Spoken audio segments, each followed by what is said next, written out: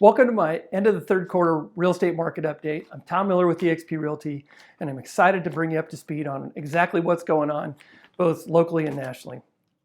I'm going to use a golf analogy to describe where we're at in the real estate market today. Picture standing on a green, you got about a 15, 20-foot putt.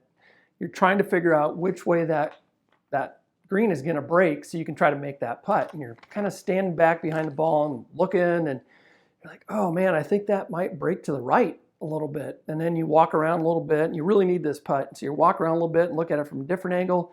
It's like, oh man, I think it actually breaks left. Well, I'm going to tell you this. What I've learned over my years of playing golf is that when I can't tell if it goes right or left, it's probably straight. And you know what? When you hit it straight, you got a great chance of it going in. And I think that's where we're at in this real estate market today is you got the crash talkers on one end of the spectrum, and they're all saying the market is going to crash and housing prices are going to crash and it's going to be horrible. And then you got the other end of the spectrum, people calling for mortgage rates to go back down in the fours and house prices are going to go through the roof and it's going to be crazy like it was during COVID. And you know what the reality of it is? You could kind of make an argument for either one of those, but the reality of it is nothing supports either one of those, and it's kind of just right down the middle. It's just a nice straight putt right down the middle, pretty boring. I've got some great people I watch on video. I've got some great people I read. I look at some great charts that people put together. Took about 7 pages of notes today to prepare this video, and so I'm breaking that all down for you. Here's my 3 takeaways. Normalization is happening. Total sales are back down to kind of a pre-2019 level. Rates are higher, and what I call the velocity of the market is down. And if you think about velocity, I came up with this during COVID. 2020 through part of 2022, a house would go on the market. There'd be a line of people out front wanting to see it. 10 offers, boom, it's gone. Houses were selling faster than we could get new listings on the market, and so our inventory shrunk way down. And that's where I developed the term velocity. The market was flying, it was moving so fast. Today, it's slowed clear back down. The rise in interest rates has knocked that velocity clear back. Our low supply of available homes continues to outweigh the decrease in demand created by higher interest rates. If you look at our inventory on the market today, only about half of the homes on the market are existing homes.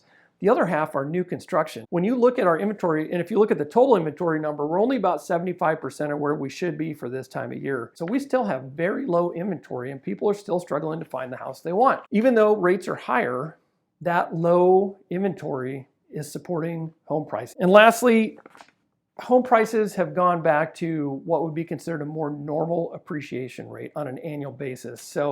And I would tell you seasonality's come back too. So we're entering the fourth quarter here, and historically in the fourth quarter, home appreciation slows down. Homes continue to appreciate just at a much slower level. And so it feels like prices are coming down. They're not.